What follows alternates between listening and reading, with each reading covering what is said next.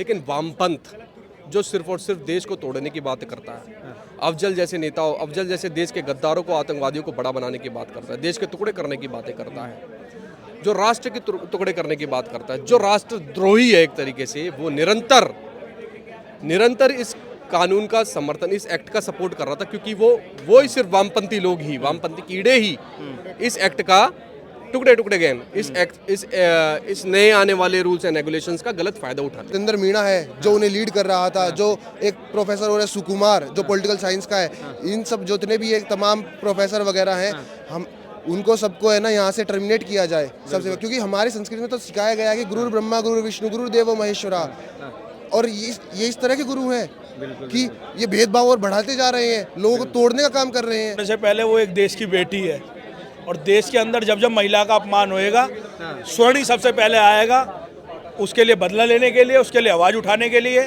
और ये भारत है, यहाँ पे भारत को भारत माता के रूप में देखा जाता है, यहाँ नदियों को गंगा जमुना सरस्वती के रूप में देखा जाता है, और यहाँ महिलाओं का अपमान नहीं सहेंगे हम, और ना सहने होने देंगे महिला।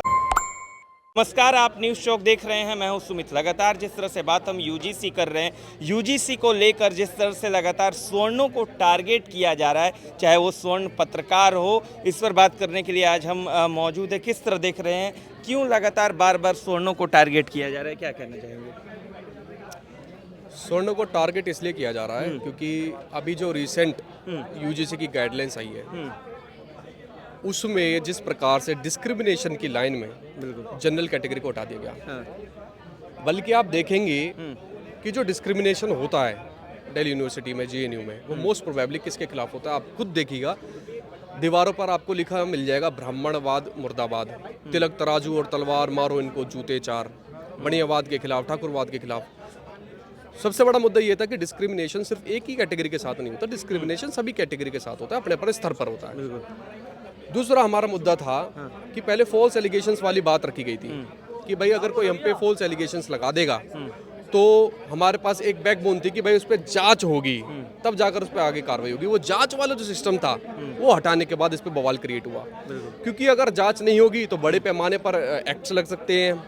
स्टूडेंट के भविष्य की बात है, टीचर्स के भी भविष्य की बात है, सबके भविष्य की बात है, उसको लेकर विरोध दर्ज किया जा रहा था। लेकिन वामपंथ जो सिर्फ और सिर्फ देश को तोड़ने की बात करता है, अफजल जैसे नेताओं, अफजल जैसे देश के गद्दारों को, आतंकवादियों को बड़ा बनाने की बात करता है, देश के टुकड़े करने की बातें करता है, जो राष्ट्र के टुकड़े करने की बात करता है, जो राष्ट्रद्रोही है एक तरीके से, वो निरंतर इस कानून का समर्थन, इस एक्ट का सपोर्ट कर रहा था, क्योंकि वो ही सिर्फ वामपंथी लोग ही, वामपंथी कीड़े ही इस एक्ट का टुकड़े गेम, इस नए आने वाले रूल्स एंड रेगुलेशंस का गलत फायदा उठाते हैं।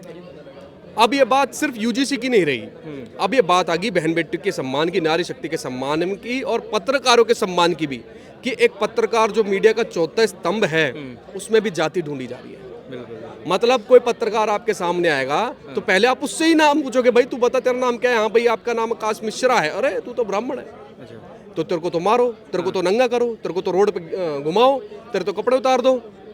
ऐसी घटना हो रही है, और वो भी महिलाओं के साथ।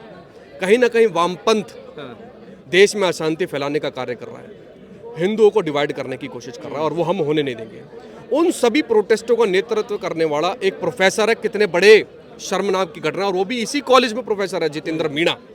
आज हम सभी भाइयों ने मिलकर इसके खिलाफ प्रिंसिपल को ज्ञापन सौंपा है, और उसमें अल्टीमेटम दिया है कि सिर्फ और सिर्फ 48 घंटे आपके पास है, इस जितेंद्र मीणा पे तुरंत कार्रवाई करते हुए, उचित कार्रवाई करते हुए इसे बर्खास्त करें, अन्यथा 48 घंटे बाद हम सभी भाइयों के माध्यम से एक विशाल आंदोलन की तैयारी यहाँ पे की जाएगी। बिल्कुल, आपका मानना है कि वो पत्रकार ब्राह्मण थी इसलिए उस पर ऐसे हमले किए? हाँ, पत्रकार अगर सवाल पूछ रहा है टेढ़ा मेढ़ा, तो पहले उसकी जाति कंफर्म कर लो और फिर उसके पास हमला कर दो। तो उसकी जाति देखकर उस पर हमला किया गया, ये सत्य है। जी सत्य, आपका क्या कहना है? जिस तरह से पत्रकारों को भी टारगेट किया जा रहा है, क्या ये स्वर्ण है इसलिए टारगेट किया जा रहा है? बिल्कुल, जैसा भाई ने भी बताया कि ये जानबूझ के कि जनरल कैटेगरी के जो पत्रकार है, जो उनके समर्थन में नहीं खड़े हैं, टुकड़े गैंग के, जो ये नहीं चाहते हैं कि देश का विभाजन हो, जो उनसे उचित प्रश्न कर रहे हैं, जिस तरह के प्रश्न होने चाहिए एक मीडिया के द्वारा, तो वो उनको बोल रहे हैं कि है ना, आप तो गोदी मीडिया हैं, आप हमारे बस यही प्रोपेगेंडा फैलाने आए हैं कि हमें किस तरह से भगाया जा सके, वो इस बिहाफ पे ही उनको टारगेट कर ले रहे हैं। और केवल ये रुचि तिवारी के साथ नहीं हुआ, वहाँ एक दो पत्रकार और थे वो जिनके साथ मार पिटाई हुई, और रुचि तिवारी के साथ केवल इतना ही नहीं हुआ, मॉब लिंचिंग तक की हुई। मैं उस समय वहीं खड़ा था, मतलब कि खड़ा क्या था, उससे पहले मेरी उनसे बहस हो गई थी, ब्राह्मणवाद के आरोप जब लगा रहे थे। जितेंद्र मीणा से मेरी खुद बहस हुई थी, लेकिन रुचि तिवारी को हमें तो बाद में पता पड़ा कि है ना वो भीड़ में क्या हो रहा है अंदर। वो बहन इतनी फंस गई थी बीच में कि वो वहाँ तक पता ही नहीं पड़ पा रहा, उसका गला यूँ दबाने का प्रयास किया गया। और भीड़ लगभग अगर एक भाई पीछे नहीं खड़ा होता, वो जो उसको बचा रहा है, तो लगभग बहन बुरा हादसा भी हो सकता था, हम तो ये कहेंगे। और पुलिस प्रशासन कोई कार्रवाई नहीं कर रहा है अभी ढंग से, ना डीयू एडमिनिस्ट्रेशन कोई कार्रवाई कर रहा है।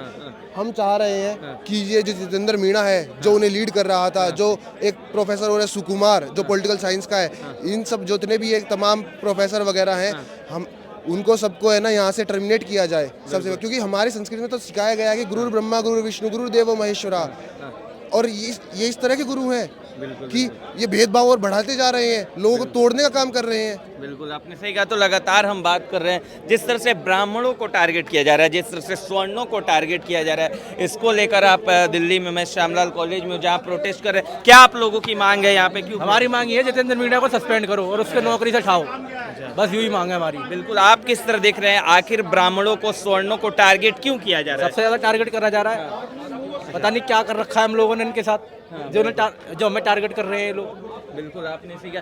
आप किस तरह देख रहे हैं, जिस तरह से लगातार स्वर्ण निशाने पर हैं, ब्राह्मण टारगेट है, क्या कहना चाहेंगे? ब्राह्मणों को तो हर कोई, हर जाति टारगेट कर रही है आज के टाइम में, हर जाति।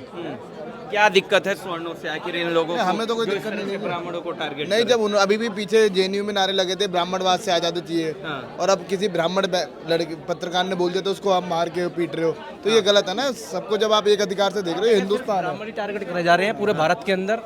कोई टिप्पणी करता है ब्राह्मणों के ऊपर फेमस होने के लिए, सेलिब्रिटी बनना है हर किसी को। ब्राह्मण ही निशाने पर है। तो आप बात कर रहे हैं जिस तरह से, भैया आप किस तरह देख रहे हैं, क्यों हर जगह निशाने पर ब्राह्मण और स्वर्ण समाज ही है? देखिए, एक तो समाज को बांटने का जो काम किया जा रहा है, हम लोग उसके खिलाफ हैं। जितेंद्र मीणा द्वारा जो पत्रकार ब्राह्मण बहन बेटी के लिए जिसको अपमानित करने का काम किया है, बदतमीजी की है, मारपिटाई किया, उसके खिलाफ हम सब लोग या पुलिस प्रशासन से कार्रवाई की मांग करने आए हैं। जितेंद्र मीणा जो इस कॉलेज में प्रोफेसर हैं, यहाँ पर पढ़ाते हैं, उनके खिलाफ जो छुट्टी लेके जा चुके हैं 6 दिन की, किस तरीके से वहाँ पर मारपिटाई की है, वो पूर्ण रूप से उसके अंदर शामिल हैं। उसके खिलाफ उन्हें सस्पेंड कराने के लिए हम सभी लोगों ने विरोध किया। हम लोग श्यामलाल कॉलेज के पूर्व छात्र हैं और कॉलेज के छात्र सभी लोग मिल करके अपनी बात रख रहे हैं। पुलिस प्रशासन ने 2 से 3 दिन का हम लोगों को टाइम दिया है कि वो उस पर मीटिंग करके जो भी कार्रवाई हो सकती है वो कार्रवाई की जाएगी। ब्राह्मण ही टारगेट पर क्यों है? देखिए, क्यों स्वर्ण निशाने पर है? स्वर्ण निशाने पे इसलिए है क्योंकि इसमें फूट डाल के लोगों को आपस में लड़ाने का काम किया जा रहा है, जिसके हम लोग बिल्कुल खिलाफ हैं। ब्राह्मणों को निशाने पे लिया जा रहा है, जो नहीं लिया जाना चाहिए। सभी ये देश सभी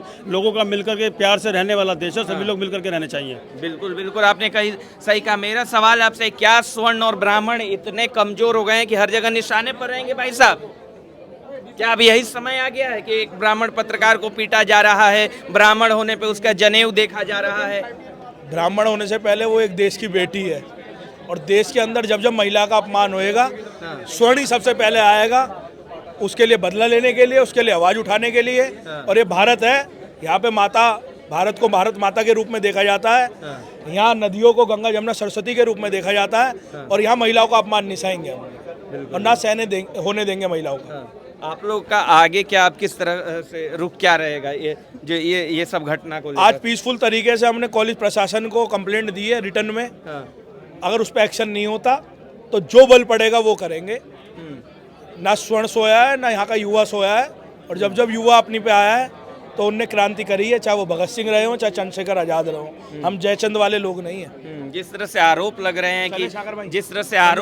हैं कि लगातार जिस तरह से आप लोग जिस तरह से आरोप लग रहे हैं लोगों के ऊपर, आप लोग बोलना चाह रहे हैं? आप लोग स्टूडेंट है, पढ़ते हैं यहाँ? अच्छा, नहीं बोलेंगे। तो लगातार हम लोग ब्राह्मणों की बात कर रहे हैं, स्वर्णों की बात कर रहे हैं, लेकिन हर जगह सवाल ये है कि आखिर निशाने पर स्वर्ण समाज ही क्यों है? आपको यूजीसी से समस्या है तो आप प्रोटेस्ट कीजिए, लेकिन स्वर्णों को निशाने पर ही क्यों है? बहरहाल आपकी क्या राय है, कमेंट बॉक्स में ज़रूर लिख कर बताइए। नमस्कार।